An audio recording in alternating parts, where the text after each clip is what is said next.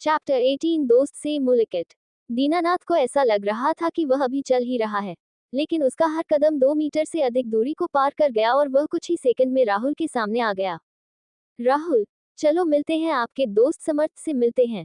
दीनानाथ ये कहते हुए उसने सीधे राहुल के कंधे को पकड़ लिया और तेज गति से दोनों महल के बाहर उड़ गए। दोनों ने घाटी में गहराई से उड़ान भरी और उस क्षेत्र में पहुंचे जहां बहुत सारे थंडर क्लाउड और ज्वालामुखी थे जिनमें लावा स्वतंत्र रूप से बह रहा था। राहुल की हैरानी चेहरा को देखते हुए दीनानाथ ने कहा, ये ज्वालामुखी और बादल प्राकृतिक रूप से नहीं बने हैं बल्कि एलिमेंटल आर्कमेज द्वारा बनाए गए हैं। राहुल के हाव भाव और भी हैरान करने वाले हो गए क्योंकि बिना किसी आधार के उनके मुंह से अनायास ही उनके मुंह से निकल पड़े, मैं भविष्य में इस तरह की चीजें जरूर कर पाऊंगा, बस समय की बात है। ये सुनकर दीनानाथ हंस पड़े और बोले, पता नहीं तुम्हें खुद पर इतना भरोसा कैसे है। राहुल का चेहरा शर्मसार हो गया, उसे अपने विचारों को इस तरह जोर से बोलना नहीं चाहिए था। जल्द ही उन्होंने गड़गड़ाहट वाले बादलों और ज्वालामुखी क्षेत्र को पार किया और एक पूरी तरह से अलग जगह पर पहुंचे। सामने का नजारा देखकर राहुल की दुनिया का नजारा पूरी तरह से बिखर गया। एक विशाल माउंटेन पैलेस को हवा में निलंबित कर दिया गया था। यह इतना बड़ा था कि राहुल वास्तव में ऊंचाई को नहीं देख सकता था क्योंकि बादल घना और घूम रहे थे। ये थंडर फायर वैली का मुख्यालय है और एक ऐसी जगह भी है जहां हमारे गुट के मुख्य सदस्य रहते हैं। यहाँ थोड़ा रुकते हुए दीनानाथ ने कहा, तुम्हारा दोस्त समर्थ अब से यहाँ रहने वाला है। उसकी स्थिति और भी ऊंची है। तुम से अब क्या वास्तव में? राहुल ने कहा दीननाथ से।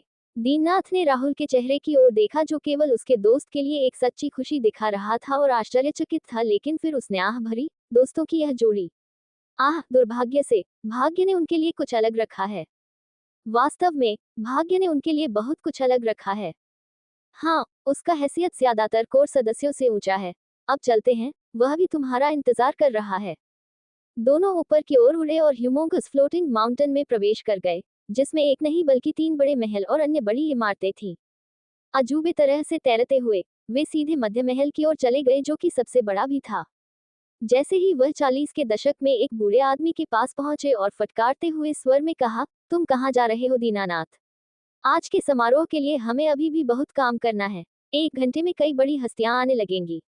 थोड़ा रुककर उसने राहुल की ओर देखा और पूछा, ये बच्चा कौन है? दीनानाथ ने मुस्कुराते हुए कहा, एल्डर ओनुक, मैं वैली मास्टर के आदेशों का पालन कर रहा हूँ। आप हमें क्षमा करें, दीनानाथ ने कहा।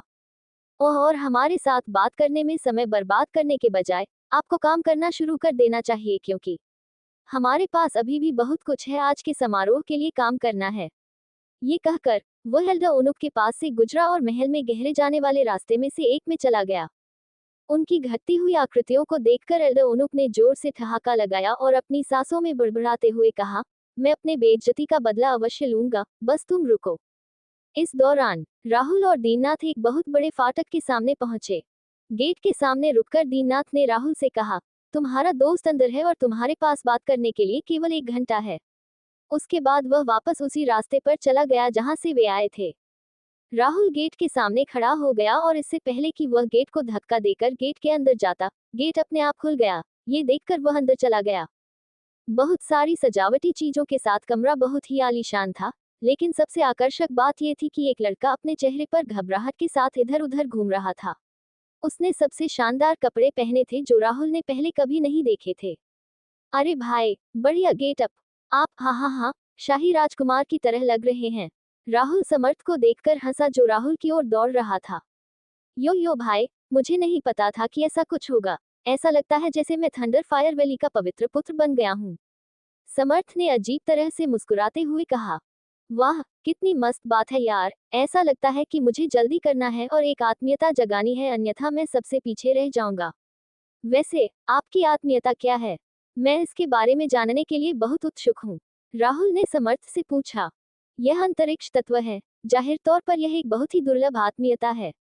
समर्थ ने फिर नीचे देखा और कहा, राहुल, मैंने मास्टर से मुझे आपके लिए एक एफिनिटी पिल देने के लिए कहा, लेकिन उन्होंने कहा कि स्रोत अभी कमजोर हैं और उन्हें ठीक होने में 500 साल लगेंगे, इससे पहले कि वे अधिक एफिनिटी पिल बनाने के लिए उपयोग कर सकें।